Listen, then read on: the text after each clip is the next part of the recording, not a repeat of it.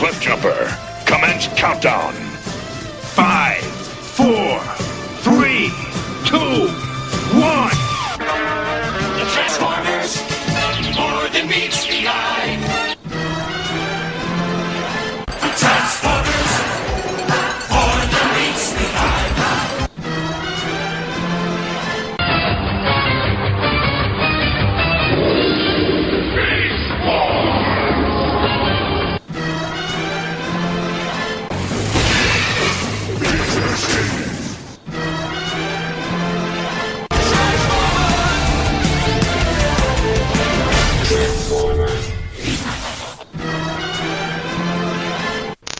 Hello, and welcome to Transformers ToyCast, episode 23.5. And you may be asking yourself, why the hell are they doing a 0.5 episode? Well, because I have 3 toys I have to talk about, and I need to use 3 different episodes, and I wanted to kind of stop ToyCast, not really completely stop it, but take ToyCast back to its once-a-month incarnation after episode 25, so yeah, that's why there's a 23.5. Joining me is GeneralTekno, hello. Hello there. And the Goddamn Protoman. Hello, sir. Yo, yo, yo. Yes, yes. What the hell was I gonna say? Oh yeah, Halloween just passed, and one of us, Transformers fans on here, was a blasphemer as a costume because you dressed up as the wrong Prime Protoman. You want to tell that story? I have some explanations. So yeah, Halloween came around, and I'm not big on Halloween as much as I used to be. And my girlfriend / fiance, she was really insistent on dressing up this year and going to a party. So I was like, okay, fine. And she went out and got a really nice Chung-Li outfit, and it was really sexy and gorgeous and everything. And then as the weeks slowly crept on to Halloween, she kept bugging me, well, what are you going to be? Well, what are you going to be? And I was like, don't worry about it, I'll get on it. And so a lot of different ideas jumbled around in my head, pretty much the laziest thing I could do, you know. So at first I thought, oh, maybe I'll go as Captain N, but, you know, maybe no one would understand that if they weren't born in, you know, the 80s. You know, so I figured just walk around with a zapper and a sports jacket and people would get it. You know, or, you know, and then at one point I was like, oh, maybe I'll just go as a race car driver. I mean, I'll just put on my racing uniform and walk around with my helmet or something. It was just stuff that, because, you know, these Halloween stores, man, $100 for a costume, I mean, I'd rather spend that on Devastator. You know? Well, there's always option of making costumes. I mean, like, growing up, like, I always have one made, so. Well, that was just it. So technically, I did kind of make a costume. I threw some stuff together, and it was something that at least I felt would, you know, it felt good inside doing what I did. What I pretty much did was I took my Hot Topic Optimus Prime chest shirt, and for those who don't know, the Optimus Prime Hot Topic chest shirt was a line of Hot Topic T-shirts that existed in 2007 that consisted of G1 characters' chest designs put onto T-shirts. So they had Soundwave, and they had Hot Rod, and they had Trax and Optimus Prime. And so I put that on, which was G1 Optimus Prime. And then I took the movie 2007 Voice Changer Optimus Prime helmet, and I put that on. And then I took the Battle Arm Blaster transforming movie Optimus Prime Arm Blaster, and I kept it in gun mode. So at least I have one Optimus Prime-ish arm. So it's a weird amalgam of different Optimus Primes throughout generations, and I walked around, and oddly enough, people dug it. But then again, it was mostly ignorant people who were just, you know, hey, Transformers are cool, man, that's awesome, your costume, you know. And, you know, some of them actually thought I went out and, like, bought the costume like that, not knowing that it was actually individual toys that I owned already at different times of my life, so... You know, it all conveniently worked in the end, and I saved money. Mm-hmm. Now, I have to call you on something here, because, okay, first of all, obviously we know there's not a Rodimus helmet running around out there, okay? But there was a Rodimus t-shirt? Yes, there was. I do own it. Oh, jeez. Yeah, what it was, like the Soundwave one was Soundwave's chest with the tape cassette, deck. and there was no tape inside though. The Rodimus and Trax one, what they were essentially was Trax was it was blue with the flame deco, even though Trax doesn't have a flame on his chest. It was just to represent, I guess, his hood of his car mode. Mm-hmm. And the Rodimus one was a red shirt with the yellow flame deco, but it was done more similar to how the G1 toy is, where it's really spurred out there. Right. There is some pictures from TFCon where I'm wearing it under, but it's not very noticeable. I do wear that shirt almost every TFCon, although now I think that I've seen that on you. Yeah, but I usually wear something over it, so it's pretty hard to notice. But yeah, it's a really awesome shirt, and it's a shame that Hot Topic discontinued those because those are really crazy cool shirts. And the Optimus Prime one's nice too. You get the cab chest and everything, so it worked well for a lazy costume. Sure. I mean, yeah, you can do a lot of stuff for cheap though. I mean, my brother for Halloween, he built himself a gladiator costume on the cheap that actually came out pretty well. So. It was just cardboard and fabric and push pins and stuff, and it turned out pretty well. So I'm too old and fat to be dressing up for Halloween. I just throw on my 4 or 5 year old ring wraith robe, and then I'm set. So. I put some pictures up on Twitter, it even covers the face. So. One thing I did want to bring up, as far not really a toy news item, I guess it actually is, but yay! At least two of the things I've been wanting are actually coming out before the next century. The Mighty Mug Shockwave and Jazz are set to be released sometime this month. I have got the order in through BBTS, Big Bad Toy Store. Actually, the exclusive wave of that set is also coming with a movie Prime and a movie Bumblebee. And when I saw those, the G1 Jazz and Shockwave I'm getting individually. I'm not getting it the wave set. I don't know. Movie toys, again, even in the Mighty Mugs form, I don't like movie toys. I thought that the Prime actually looked pretty good myself when I saw the pictures. Yeah, I think it looks good, but it's just, I don't know. Maybe it's just the G1 in me that I just don't, I don't know. You know what? Personally, I think that a line like the Mighty Mugs, I like the movie line, but I think that something like Mighty Mugs, which is very, the vinyl, more adult collector kind of market, I think it should really more cater to G1 and stuff because it's those kind of collectors. Yeah. It's more, not to insult G1 collectors, but it's more the hipster collectors, if you know what I mean. Yeah. So I think it's more made for that market, and I think that by using movie stuff, it's kind of deviating from that, So I think instead of getting the Bumblebee in the movie Prime, I would have liked, I don't know, and not to say a Rodimus, but I mean whatever would be the next logical move. No, you can say that. That's more than fine. I was gonna bring it up. Oh no. Well, I would actually think the next logical move would probably be say a Devastator and I don't know. What else is top tier? RC? You could have I guess, or RC or Prowl. Someone that's still memorable, to Ironhide. even the most casual fans. Because I mean, the Devastator is definitely up there. Grimlock's been done. Starscream's been done. Megatron's been done. Optimus has been done. Bumblebee's been done. So you go to the more still upper tier characters that are from those first 2 seasons of G1. Jazz is pretty upper tier. Yeah, Jazz is pretty upper tier too. That's what I mean. So look at those two. Jazz, so. I can understand why they went about doing it, why they wanted to do movie. Obviously, because it's movie line, and they want to capitalize on Revenge of the Fallen, making millions of dollars. Yeah. But at the same time, I find that it kind of is in the wrong place. Yeah. I mean, if you want small, cutesy Revenge of the Fallen stuff, it already exists in the Robot Heroes. So.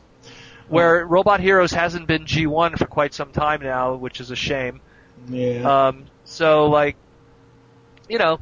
But anyways, yeah. You know what I would have liked to have seen? I would have liked to have seen a Hot Rod, Rodimus, whichever one you want to use, but that character design and Blaster, because that way you could have Rodimus and Rodimus and Optimus and Blaster and Soundwave. That's what I would love to see a Blaster, actually. Yeah. I have a soft spot for Blaster, and I think that would really work well with Soundwave. That would work well. No, Mighty Mugs. Oh yeah, that's what I meant. We did get a Blaster Robot Heroes. And I find it Yeah. fascinating how we never got like an accessory of like something in cassette mode for either one of them. Like, like for Soundwave or, I find, because the Star Wars ones specifically, all of them come with a good amount of accessories. Yeah. Where I find we've been pretty thin on the Transformer ones. I mean, Prime got his blaster. Megatron got his, and Soundwave got his. And Yeah, Starscream but got his wings. Yes, wings, exactly, which is kind of a given anyways, I doubt they would do it without the wings, Yeah. But it's just, I don't know. Anyways. Anyways, I mean, again, like you were saying before, the Mighty Mugs, the Transformers Mighty Mugs anyway, are more geared towards the adult collector. And, I don't look at the Mighty Mugs and say, ooh, I want to play with that. I look at that and say, oh, good, a good novelty item I can add to my collection. It's literally a display piece. Exactly. Yeah. I mean, you can have, one or two of them as characters, maybe as like, sidekicks or whatever, kind of like what Gog Dog does with his Starscream, which is more than fine. That's okay. But these things aren't exactly something you can play with and crash into like any of the other clones. Yeah, that was something I was just about to mention. Their durability, I mean, the plastic, there is somewhat of a hollowness to it. Yeah. I'm pretty sure if that took a pretty high spill from a shelving, I don't know what would happen. I wouldn't want to test it, but Well, one thing I know for sure empirically is that Starscream is more durable than a glass. I Than a would hope drinking so. glass. Given the drinking hope glass any shattered Transformer- and Starscream was fine, aside from maybe a couple of scratches. Wow. Okay. No. He fell onto my glass. Well, he needs to stop drinking all that alcohol. No, it's all that Energon from Microbots when they all got drunk off Energon. So before we actually get into the toys, I'm going to play a voicemail from Steve Megatron. Hey everybody, this is Steve Megatron Phillips. I'm calling from, from work. But, obviously, I'm not on the show. This is for episode 23 of ToyCast. It's more so a response.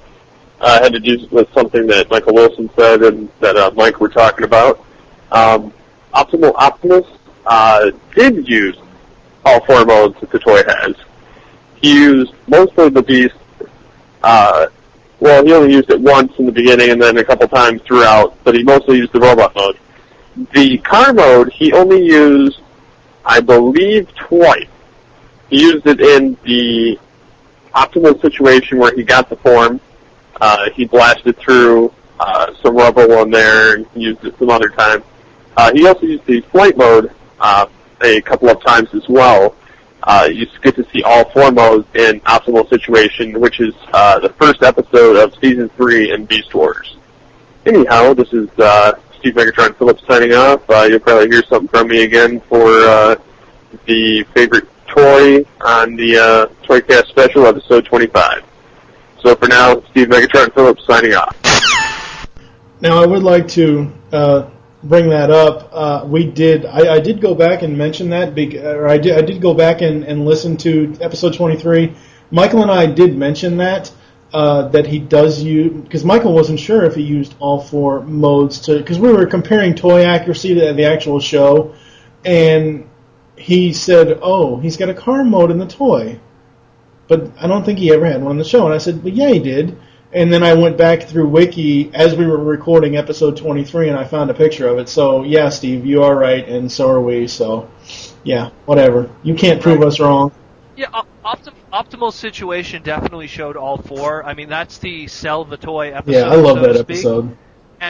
And if anything, I predominantly remember the 8 mode being used in Primal Scream Part 2. So much so that even the 8 mode was reaching for, a whole bunch of bananas. Wow. Right. I know that one... Yeah, continue what you're going to say. I was just going to say, I know that it was so much of a toy episode, they even did a bit of tongue-in-cheek referencing where, is that the episode where Megatron goes, looks like we have a new Optimus to play with? Not to mention what Rat Trap says, too. Oh yeah, he changes body. He makes a crack about changing bodies so often. Yeah, because Cheetor's like, gee whiz, Optimus sure earns a new body quickly because he was changing between all four modes at different points. And it's like, and he changes them often enough, but I'm... Yeah.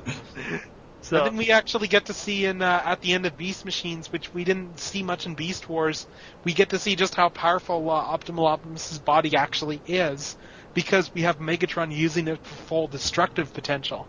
So we actually get to see, holy crap, Primal's he's a pacifist. You have to realize that whole crew was a bunch of scientists before all of this. So. Yes, they were a bunch of beachcombers minus the pot. Oh, God. Alright, so I am actually going to go first, because it's my show, I can do whatever the hell I want to. Just kidding. I have defended myself on this, and actually nobody's called me on it, surprisingly. I have said, ever since the movies came around, that I absolutely hate the movie line, which still remains true, with the one exception. The Deluxe Ravage from Revenge of the Fallen. I liked Ravage in the movie. I thought it was a really, really cool design. I thought it was a nice, I guess you could call it updating from G1. I don't know, not really, but I mean, even though it's completely different than the G1 character, but it's kind of got the similar things. So I went out and I got the Deluxe Ravage. And this is the only movie toy I will own. At first I had a hard time posing him, because obviously he's a cat, and I don't know. I had a couple of Cheetors a few years ago, and I had a hard time posing them as well. But I finally got him to where that I want him kind of like, crouching / pouncing, or looking like he's going to pounce on something or someone. I really like the colors on this guy. He's got the black, the grayish silver, and then the teal. And the toy has a purple eye, whereas the images I've seen of the actual design from the movie is actually like reddish orange. Not exactly sure why they did that, but I still like it because my two favorite colors are black and purple, so it doesn't really matter. I would say the only drawback to him is his tail. At first, I thought his tail would actually extend all the way up to where you could put it almost entirely vertical as it could possibly go, in between the two guns. I think that's my only complaint. I will never transform him, because he basically has no alt mode. I'm sorry, he doesn't. What the fuck is a re-entry mode anyway? That's ridiculous. It's not even a freaking jet. Actually, the re-entry mode was used in the movie briefly for exactly 2.7 seconds. When he was landing on the ship where the Constructicons were waiting for him before they went under to, rebuild Megatron. When he lands and he's kind of like, it's like she's sparking and everything, and he's bouncing all over the place. He has that very awkward land that he does. He was in that re-entry mode. If you actually pause it, and that's the beauty of owning the DVD now, if you actually pause it, you do see the re-entry mode temporarily. I'm gonna have to go back and look for that now. Yeah, it's a little tidbit. A lot of people missed it. I actually saw it when I was in theaters. I noticed it, but when you go back now, you could really notice it. I think it's there.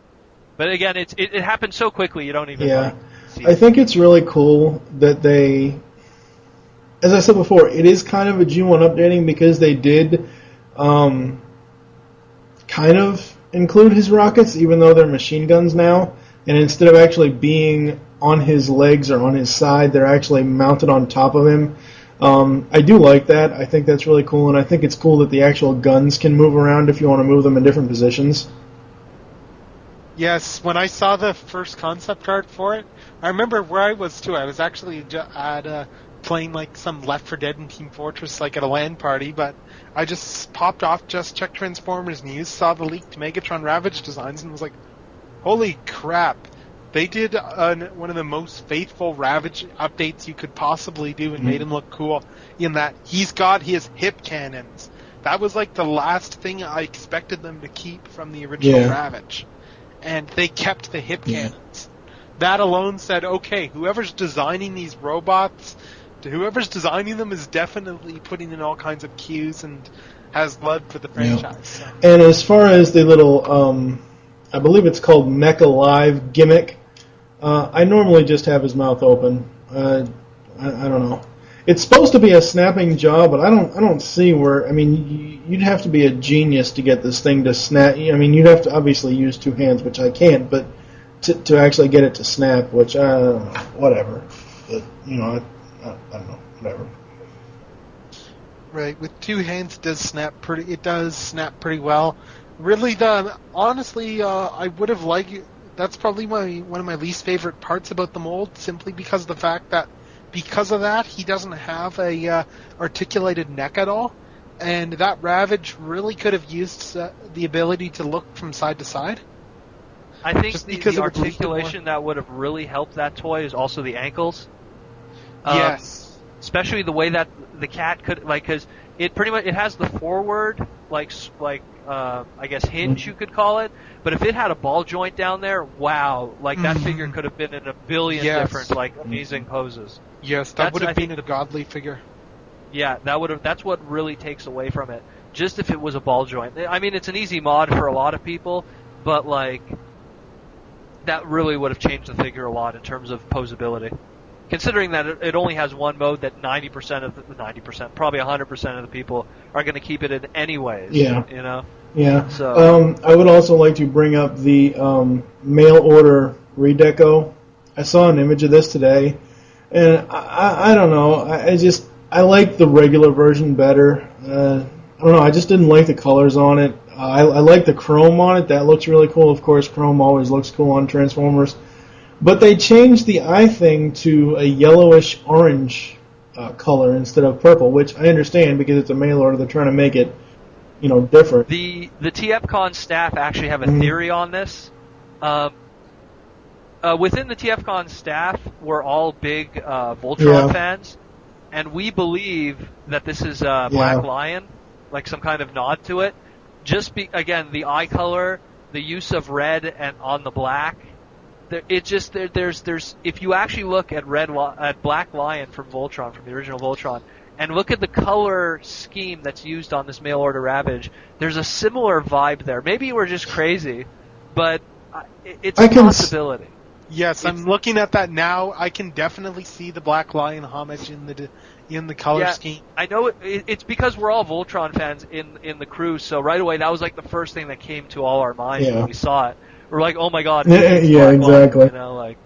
One thing as well, though, that I'll say with the colors with the eye, when I first saw the images on BWTF, when I saw the red painted, this was before I noticed the yellow, but I was like, holy crap, they added a glow effect to it, so it's like he's got a glowing eye. That's how I see the red there up there. It's like he's got a bright glowing eye without the electronics, but they managed to simulate the effect from the leaked actual toy pictures. It looks like they did a really good job of making it look like the glowing eye. And I'm kind of reminded in some sense, if it's got a orangish yellowish eye, well, really that's kind of par for the course when you look at how eye glows tend to be done in the comics and such with Decepticons, and that you tend to get a bit of a more yellowish center color for the eye, while the outside is the reddish glow. Yeah, I mean, I can understand. I don't know. When I looked at the picture, even though I can see the Black Lion homage in there, I don't know. I just didn't like it. Well, I think what I assumed in the end, why they even went with this mold and the color scheme, is that I think out of the entire Revenge of the Fallen line of figures that we've gotten thus far, new molds, I think Ravage probably would have been the most challenging for Hasbro to think of a repaint that would have been worthwhile. I mean, you have to realize, look at all the repaints we get already of the existing molds. We always get stealth this or nightshade that or something. I mean, Ravage would have been a really difficult character. Look at even this repaint that we're getting. It's still black. Well, I've got an idea for a Ravage repaint myself. It's one that I'm actually doing myself because I got a cheap Ravage and had the right paint colors. But what they should do is do an Arctic Ravage, do him in Shattered Glass Ravage colors so that he's got a white body with silver and blue highlights. And for the backstory, say that Ravage fled to, say, like the north, say to the Siberia or something like that, to throw in a nod to his Russian accent in Beast Wars, and then have I don't know, you could have some sort of snow themed Autobot of some sort hunting him down. Really, that would work pretty well. The problem with that, though, is again we go back to gang molding. and the problem with that figure of how much black is already is the predominant color. Yeah. You know, that's where again it would be a challenge for Hasbro by making it a mail away. They're able to put it in a different price point, and that gives them a chance to put more paint applications that would normally be on a deluxe price point. That's where they're able to get away with it by doing it like that. By keeping it as a deluxe figure in mass retail market, it would have been a lot more difficult to make the toy. Again, say we did it your way, right, with the white, right? Considering how much black is on that figure and now making it white, the entire figure would be almost completely white. And you could make it a bit more of a gray, off-white or something, just add some silver and blue highlights. But then, considering the amount of paint that was actually used on the original toy, there's not much left to it. You know what I mean? It would have been a very bland figure, whatever color they would have went with. Black is always cool. It looks nice on whatever figure you put it on. You take a crappy mold, you make it a black repaint. Oh, now it's amazing now. So like a lot of people are like that. So considering that Ravage already started like that, any direction he would have went in would have been a bad one for a lot of people. So, I mean, they could have made it like Steel Jaw, and it still would have worked. And again, there's not that many cats in Transformers that you could repaint him into. Like you said. Yeah, it would have been very difficult. It would have been very, very difficult for them. So I think that it is somewhat the wise route that they went, why they did this. But at the same, and I mean, I'm not angered by it. I could kind of see why they did it. I mean, if it would have been like a repaint of like Bumblebee as like, I don't know, Tap Out or something, I would have dug it a little more. Something a little more obscure, but whatever. I mean, the fact that we have mailways again is cool. It's the same thing like how I look at like when the club started doing their exclusives. The first ones kind of sucked, but I know that the future looks promising. Yeah.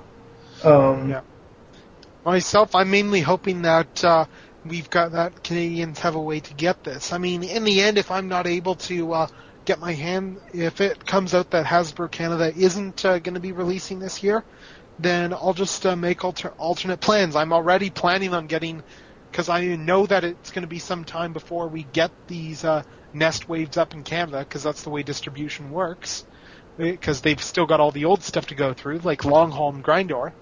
But I'm already made plans to get a few of the nest figures from someone in the U.S., so I'm going to have a couple of the U.S. stickers anyway, so all I need to do then is just get the Soundwave Bumblebee pack and I'm set.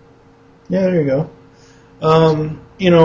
Overall, this one it's a great figure. As we've said, it's a great updating to the G1 version as well as, other versions of Ravage.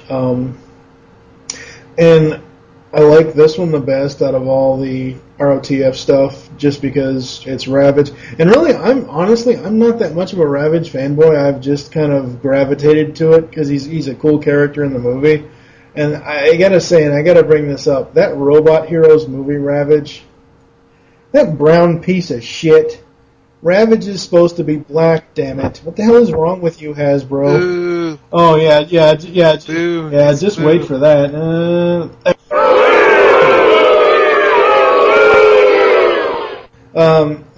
I don't see anything cute about the movie Robot Heroes Ravage whatsoever. Now, the G1 Robot Heroes Ravage, that's cute. But this thing is uglier beyond ugly.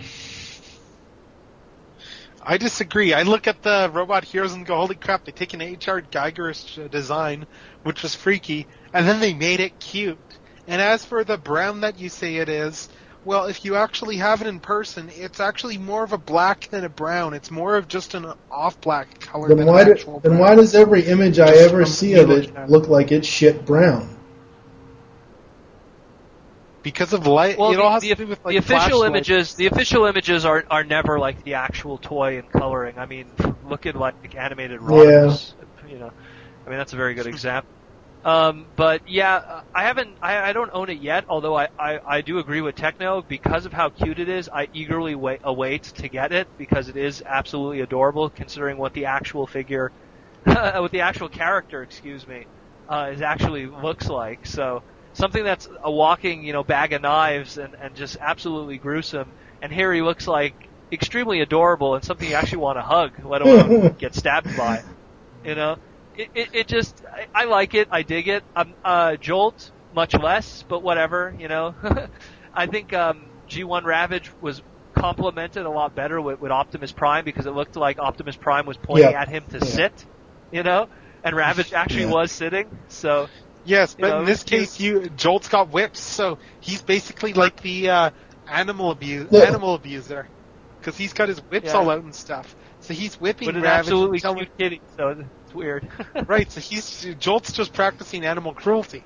Although, yeah, I mean, the Robot Heroes set, I'll just mention this quickly to avoid going off on a tangent. The Robot Heroes set is great, and I got Jolt and was pleasantly surprised by how awesome he looks and think he's better than the Deluxe Jolt. Yeah, I'm really wanting that G1 RH Ravage because that one is cute. This movie version, no. So I guess Tekno, you can go next. Who are you going to talk about? Yeah, sure. I'm going to be talking about another Ravage, surprise, surprise. This one is one that came out just last year, I guess. It is... Or, no, it was actually earlier this year, sorry. That's right, it came out... It was earlier this year. Yeah, it was the Universe version that Hasbro and Takara released in the Universe and Henkei lines that came bundled with Hound. Now, when I first saw this mold, that was at TFCon 07 in the presentation. I'd heard from BotCon that there was this new 3D Ravage, and that got me all hyped up. And then I saw the picture at TFCon when this was before they'd shown it to the public yet, and it was, holy crap, that Ravage is godly. I'm a Ravage fan a lot because of Beast Wars, actually. I actually didn't really know much about Ravage until once I hit university and actually watched the agenda, because it was among the Beast Wars episodes that I hadn't seen. And I was drawn to Ravage. I loved him. He's a favorite of mine just in G1 and such, and he's really well used in the Marvel Comics as well. But yeah, this Ravage figure is just awesome because I like the original figure because it's really posable and stuff, and it's a decent cat. But this one is really posable. It makes a few sacrifices compared to the original in posability, but it's 3D. So it makes up for all of those because you can actually look at it from the front, and it looks like a cat. It's got posability. It still turns into a tape. It still fits in Soundwave, which was one thing which was just holy crap. And then furthermore, to have the icing on the cake, it even can still use the same hit cannons that the original Ravage could use. So you can take them off G1 Ravage, put them on this guy, and he looks pretty good with them, actually. I mean, he's got some black molded cannons on there right now, but they're very small in comparison to the other ones. You can get a good look. I actually did a video review, a while back when I got him of just Ravage, so you can take a look there. But because I do put the cannons on there, and then I try unsuccessfully to get him in my Soundwave with another tape, which was not expected. The one thing I would say about the Universe Ravage, now I'm going to say this, and I don't know if this is the right person that said this, but I was watching somebody review Hound and Ravage. I believe it was Pia. And he said he wasn't sure why Ravage was put with Hound. What I would assume is that because of the G1 episode... Oh, crap. What was the name of the damn episode? I know everybody is screaming right now with their iPods saying, oh, it's this, oh, it's that. Oh, yes. It's more, okay, it's more than meets the eye part 2. Yeah, it's right at the beginning. It's referring to when Ravage was captured by Hound and Mirage, and and what happened was Hound is spinning the keys and after he told Optimus Prime about the plan of making a giant hologram of a rocket base, and then Hound drops the keys, and then Ravage takes the keys and amazingly shows his opposable thumb in the cage. Anyways. And then, of course, Ravage then escapes, and so they kind of, to celebrate the these Universe figures were the 25th anniversary of Transformers, and to celebrate, the 25th anniversary, they kind of mentioned that, Hound is tracking down Ravage after he escaped, at making a nod to the original More Than Meets the Eye miniseries episode. And I thought that was really, really cool. Obviously, we weren't going to get another Soundwave figure in the Universe line, so I think it was cool that they put him with Hound. Again,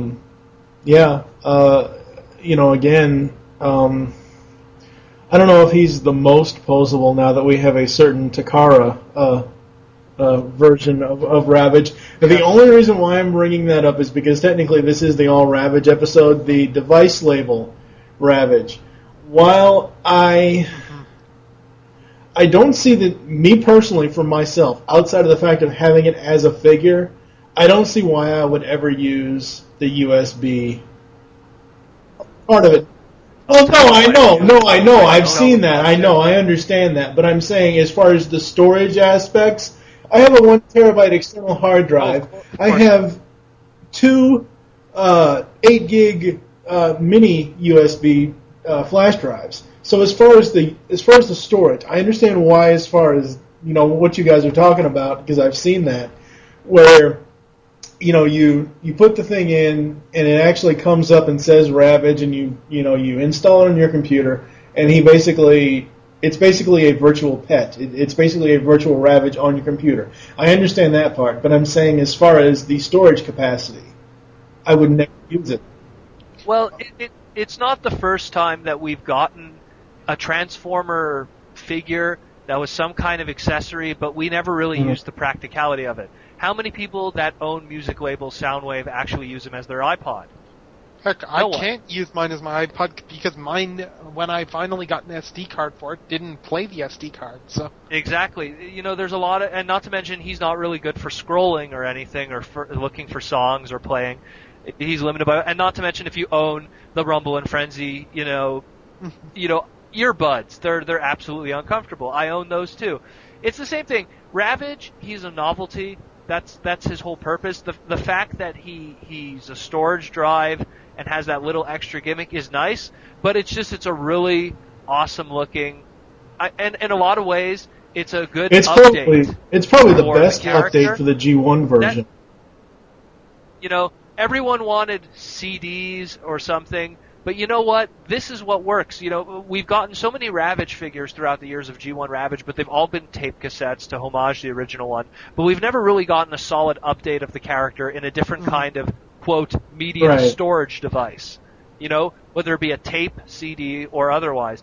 And so what's the next best thing after a tape or a CD, which would be some kind of digital media storage thing, whether it be a SanDisk or an MP3 player of some kind. So it was smart that they went with a USB. It's a gorgeous Ravage figure. It's definitely the most amazing G1 depiction of Ravage thus far, in my opinion. Yeah. It's very nicely articulated. It tucks in very well. It hides its USB plug, like dongle, if you want to call it that, very successfully.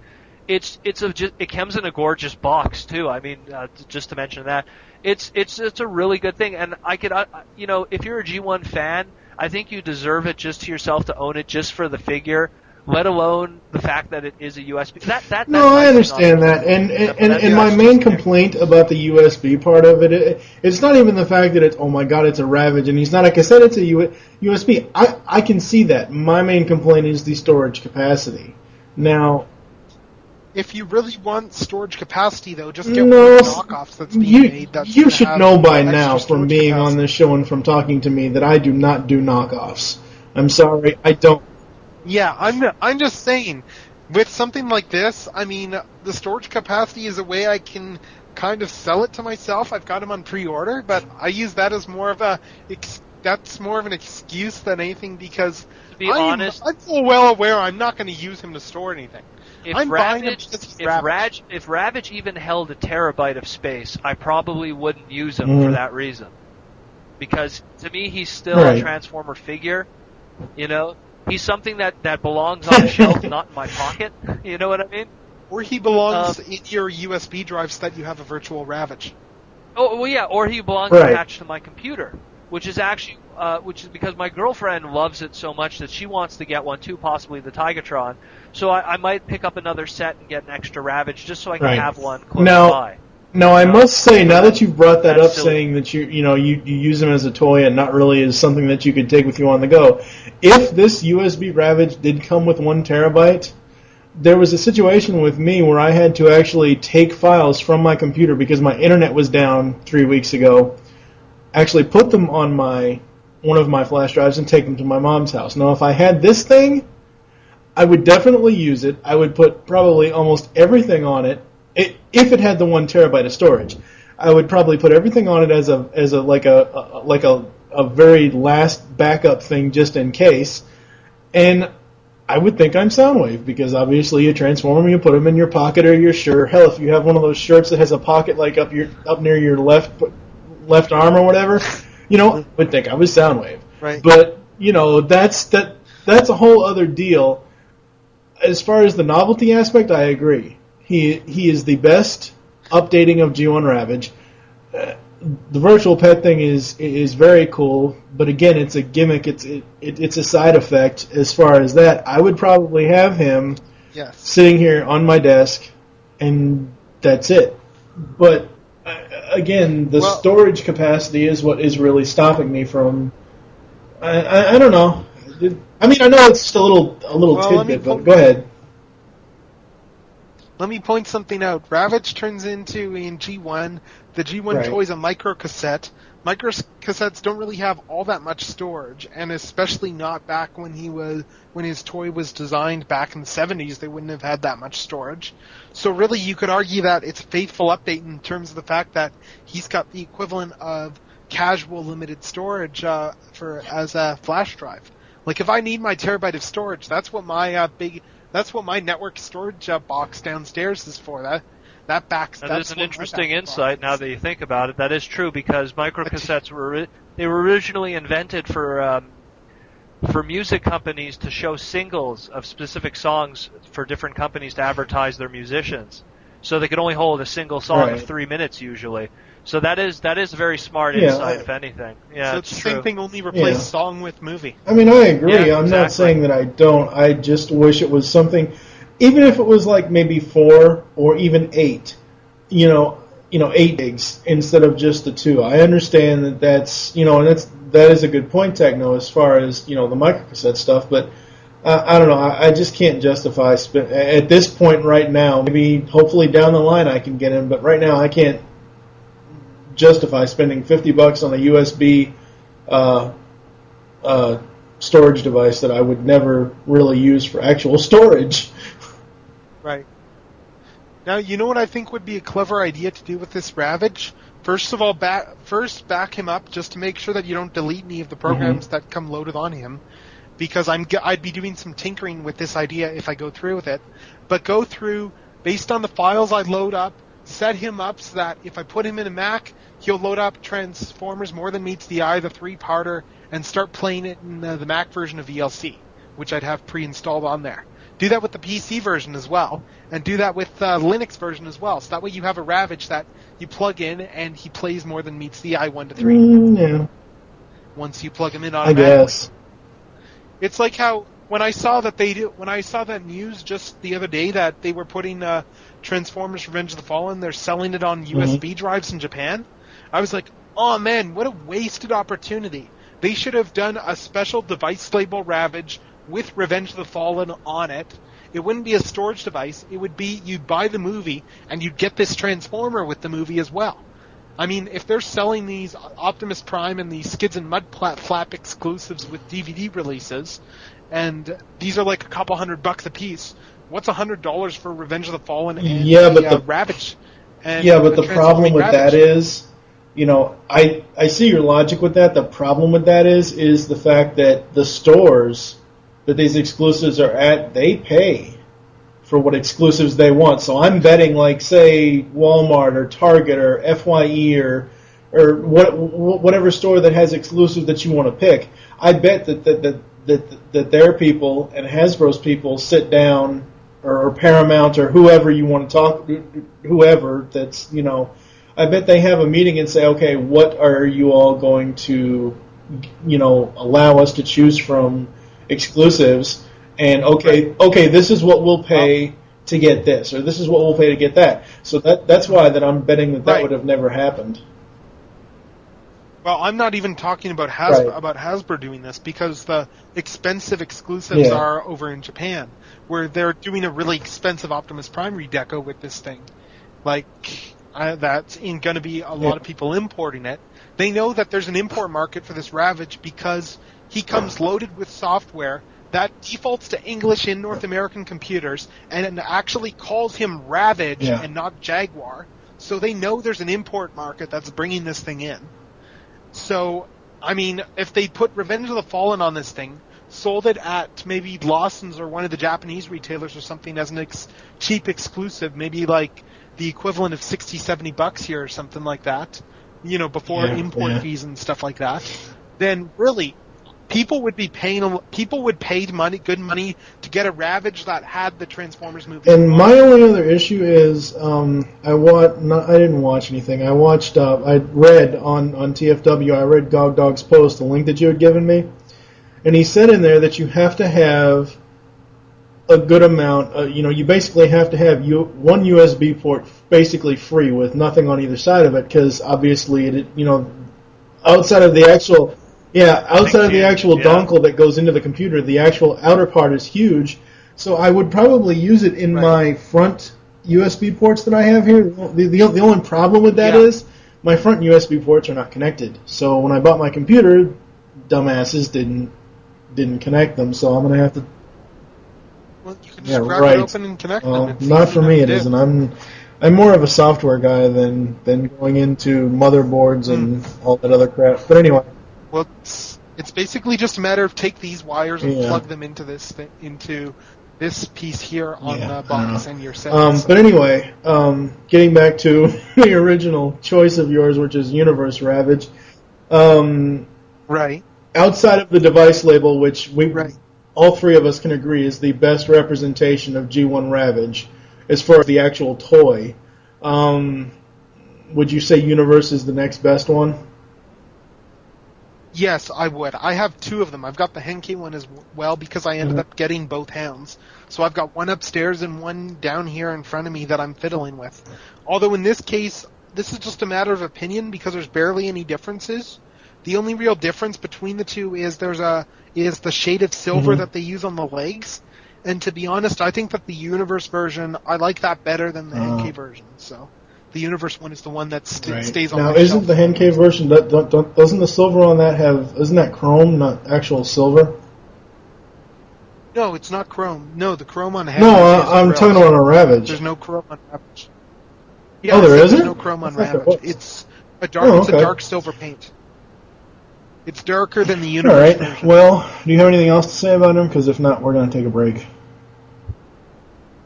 No, only thing I can say is the only real negative is the way the mouth is sculpted is almost birdish in terms of the pose it is.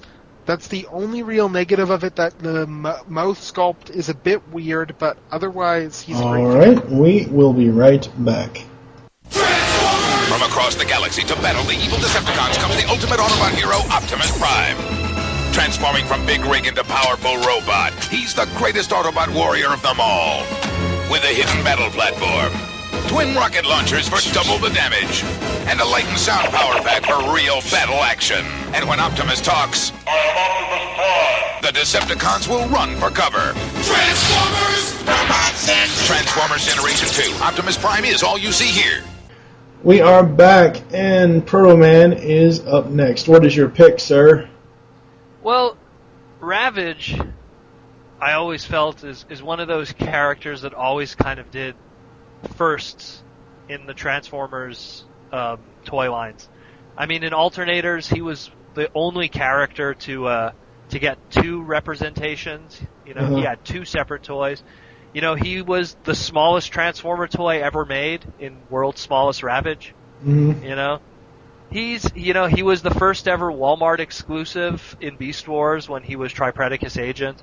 So I figured I'd go with a Ravage toy that represents something very important in Transformers that was also a first, and that was Evil Black repaints.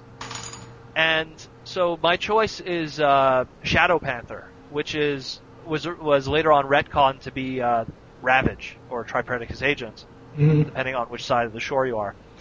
Tripredacus, Shadow Panther was a repaint of the first Cheetor toy and was released exclusively in Japan originally when Beast Force came out over there. Mm-hmm. And prior to him, there was no such thing as an evil black repaint.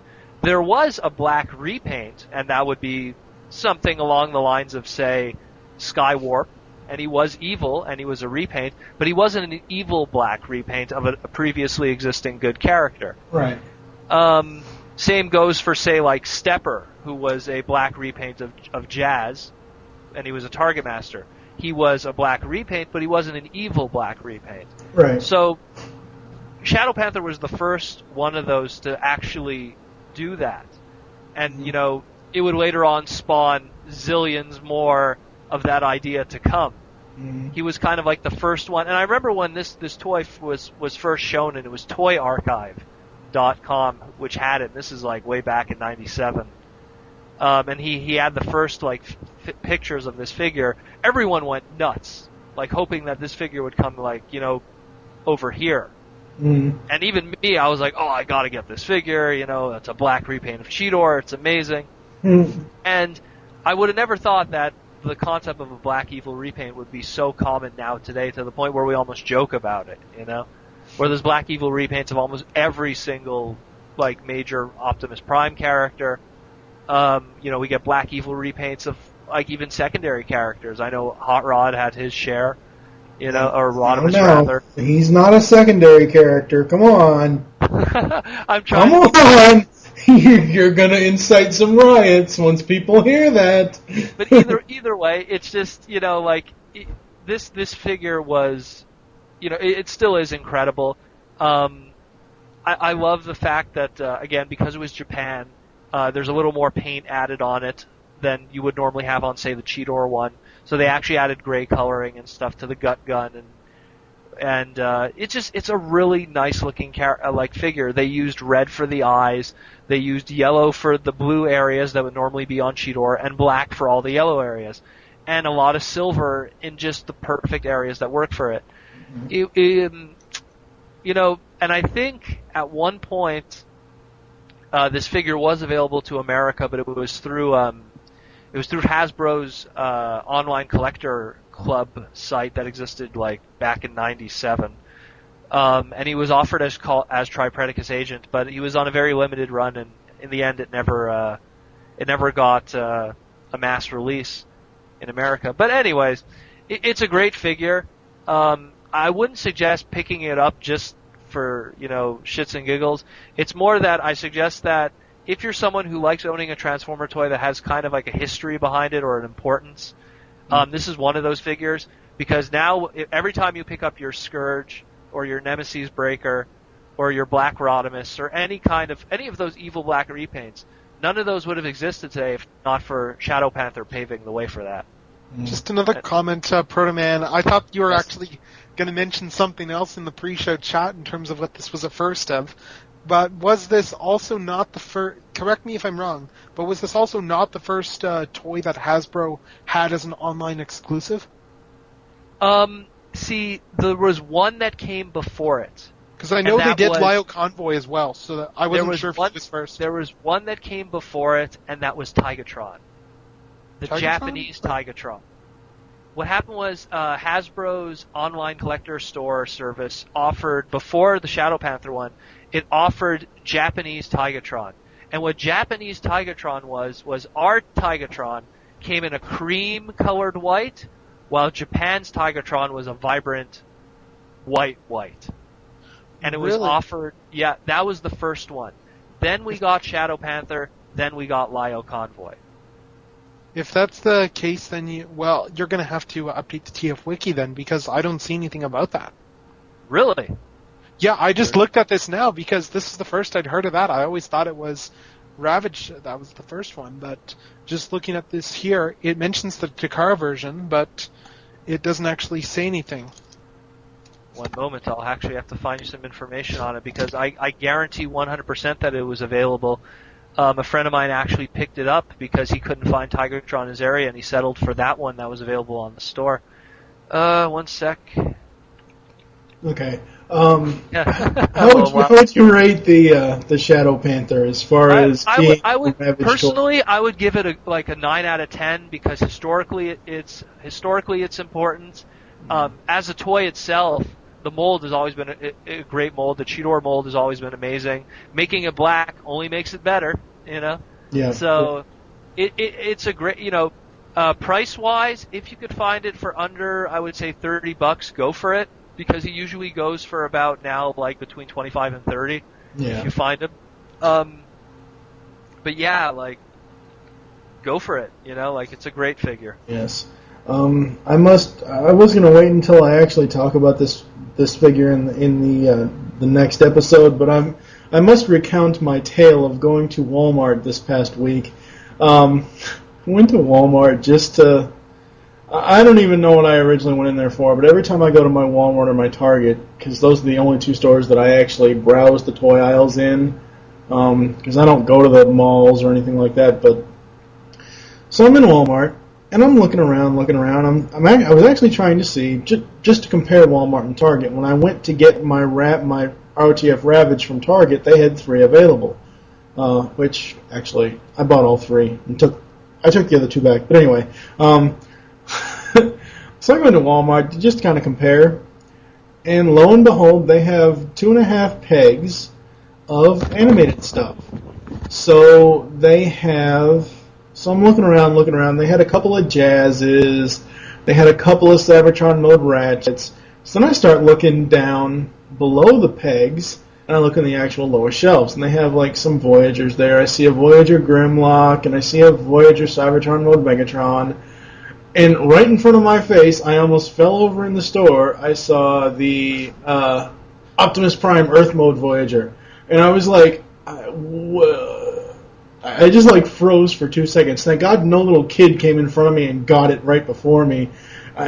Myself and the lady that actually stocks the toy aisle for that Walmart, we were the only 2 in the aisle. And my jaw literally hit the floor because I have never, ever seen the Voyager Optimus Prime in this area. Ever. Really? I've never seen it. Every time I would go to both of either one of the stores, the Walmart or the Target, it's always a bunch of fucking stupid ass lockdowns and lug nuts. Lugnut especially was a shelf former here. Him, and I'm not saying that because I don't like the character. It's the truth. Every time I would go into Target, there would be 6 or 7 Lugnuts with 2 or 3 Cybertron mode Megatrons. Yeah, Lugnut seems to be a shelf warmer from what I've noticed. Although out here I've still seen Primes, and in fact the animated figures are actually starting to make their way to Winners, which is up in Canada. It's a they get all the stuff that other stores can't sell pretty much. Right. And I've already seen Primes showing up there, and there's Primes that have been shelf warming at. There's the waves up to Blitzwing. A lot of places, like the Toys R Us that I go to, they never got anything past Blitzwing, if memory serves. And they've actually still got some stuff from those waves shelf warming as we speak. So. Right. So my jaw, I'm slowly picking up my mouth and making sure, I'm not like drooling all over the place over this thing. So I grab it and I look at it and I go and I look at the price and I'm like, oh jeez, why isn't this on clearance or on sale or something? It was the original $20, which, okay, fine. It's Optimus Prime. I don't mind spending $20. I had an extra $20. It was like, okay, fine. I have to get this. Mm-hmm. So I had actually walked from my house to Walmart, which is about maybe 2.5 miles. Oh my goodness. Well, that's not that's in walking terms. In driving terms, it's like maybe 2 minute or 5 minute drive from my house. But as far as walking, it seems like it's 2.5 miles away. But so I walked up there. And I was tired as hell, so after I got him, I sat down on a bench. I had taken my backpack off, which was empty, by the way, and I had all my stuff in there because I didn't know where else to put it. I wasn't wearing, shorts or pants or, well, I was wearing shorts or pants, but I wasn't wearing anything with pockets. That's what I'm meaning to say here. And I had all my stuff, my wallet and my phone and everything else in my backpack. one of the dumbass employees walks by me and says, "Oh, you didn't put anything in your backpack, did you?" I'm like, I'm just sitting there just with a shit grin on my face. I'm like, no, look, that's the only thing I'm getting right there. I don't have anything else. That's it. And he's like going off like, oh God. This is, and people wonder why I don't go out. This is exactly friggin' why. Because of stupid fucking people like this. Anyway, so I got him, and he's in the other room, and I'll be talking about him next time. So back to Mr. Shadow Panther there. Do you have anything else to say about him, Protoman? Not really. It's a great figure. A lot of people don't know that it's Ravage, but it actually is him. It was actually retconned out in the continuity that it would end up being him. Mm-hmm. I heavily suggest him. I mean, I think out of all the Ravage figures, he's one of those historical ones that have very, big importance. Mm-hmm. And it's a nice looking figure. It's definitely one of the better ones from the Beast Wars line. Cool. Before we actually go into the official closing, I would like to mention the Transformers ToyCast episode 25 call-in or email-in thing I've been trying to promote. When I know I'm not going to get 20 people or 20 messages for people to call, voicemail messages from people calling in saying what their favorite, most favorite overall ever TF toy is. Basically what we're looking for is a 1 minute or less voicemail clip or email or MP3 file from you, the TF fan, telling us what your favorite TF figure, TF toy is ever. Now this could be something that, maybe it was your first Transformers toy. Maybe it's a character that you have a certain, affliction for or something. Doesn't have to be, anything too elaborate. The reason why I wanted to keep them 1 minute or less, actually I wanted to keep them all at 1 minute. I was originally just going to have the entire episode 25 be a voicemail show with fans calling in, and I would just do an intro and outro. I realize I'm probably not going to get that. Currently we have, I think, 5 or 6 voicemails to go through. So please email in or call in. The email address to email those to is tftoycast@gmail.com. The voicemail line is 502-526-5821. Like I said, just make sure you say what your name is, and that, that's pretty much it. If you want to use a screen name, if you're on Twitter or, wherever else, that's more than fine too. The deadline for this is November 10th, so as of this episode, when it airs, it will air tomorrow, which is the 5th of November. You have 5 days to get your voicemails and MP3 files in. And again, that's 502-526-5821 for the voicemail, and tftoycast@gmail.com for the email. My only comment with the whole favorite toy bit is just the fact that I'm one of those people who has a ridiculously difficult time calling something a favorite. I know, but I understand that, and I understand a lot of people are going to have that problem. I completely understand that. However, my main point is, like I said, what we're looking for is, since technically we are still in the 25th year, or 25th anniversary, whatever, the whole point is episode 25 years of Transformers, 25 minutes. Right. I seriously doubt that I'm going to have the episode. I'm sorry to keep cutting you off, but I seriously doubt I'm going to be able to have the episode right at 25 minutes. Mm-hmm. But if you want, I don't mind recording one for you. Oh, that's more than fine if you want to. To pad it out. I sent one in myself, actually. Yeah, I mean, any Transformers fan can send one in. The old co-hosts can send one in if they want to. It doesn't really matter, as long as you're a Transformers fan that has toys. Right. I wasn't saying anything about content. I was more just saying that for some people like me, actually being able to decide on a favorite is tough. I ended up going with one that is up there because I don't have a favorite per se. I've got like a whole bunch of stuff that's tied for different reasons. But right, I know, but like I said, I know it's hard for people to pick favorites. Obviously, there's 25-year history of these toys. I get it. It's very hard. Right. But my point is, because it's the 25-year anniversary, and because it's episode 25 of our show, kind of like I said a second ago, maybe it was a toy maybe it was your first ever Transformer. Maybe it was something someone gave to you. Maybe it was maybe it was a character like Mr. Protomus over there. Maybe it was Springer. Oh God, don't even get me started. Shut the hell up. That would be one long cuss show for me. Anyway, but I mean, this, the idea is more of a remembrance type of thing more than picking one over the other.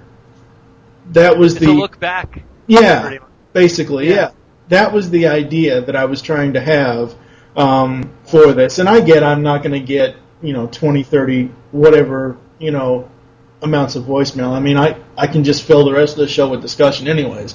So it's not like it's going to be an issue. Try and get Dog to do something about Rosanna and how she's going to save G1.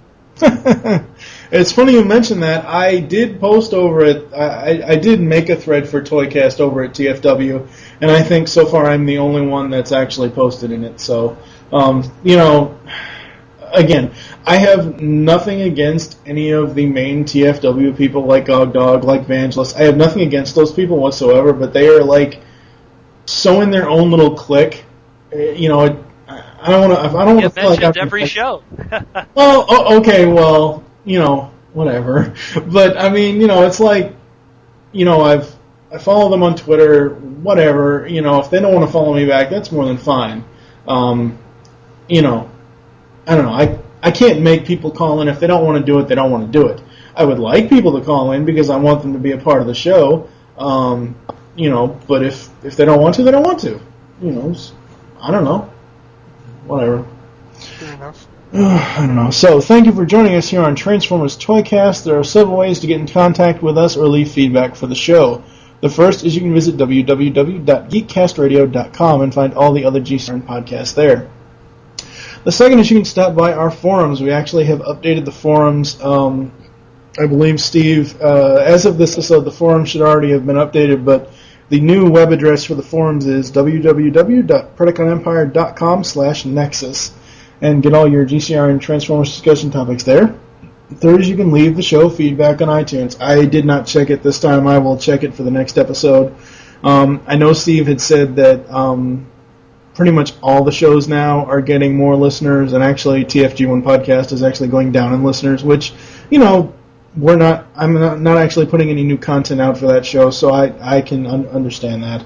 The fourth is you can visit www.earth-2.net. It's a great geek culture website, and in their forums over there you can find our shows in the self-promotion section. And the fifth is the email address, which is tftoycast@gmail.com. We now have a voicemail line. Call us and leave us your thoughts on each episode. Be sure to say which show you're leaving a message for and your name. The number is 502-526-5821. You can follow us on Twitter. The show name there is TFToycast. Mine is TFG1Mike. And Techno, what is your Twitter? GeneralTekno. It's back to what it normally is. Thank God for that. And Protoman, what's yours? Protoman X. Yes. Protoman with an X at the end. Have you ever found that one guy that stole Protoman? I found him. He doesn't even use Twitter, which is the biggest waste of them all. Jeez. It's funny. There's actually two Protomans I follow on Twitter. One being Protoman 185, who draws another webcomic. So there's only one, buddy. Well, he is 185. You're X, so I think X ranks higher. Yeah. Damn right. I'm a variable. Safer. Safe. Oh my God. We hope you enjoyed this episode of Transformers ToyCast, and wish you'll join us next time. For now, I am TFG1Mike with GeneralTekno and the Goddamn Protoman, and this is what we're going to be signing out with. Oh wait, no, that's not. Where's that stupid clip? I know I put it in here somewhere. There it is. Here we go. Autobots, transform and roll out! See you next time, folks.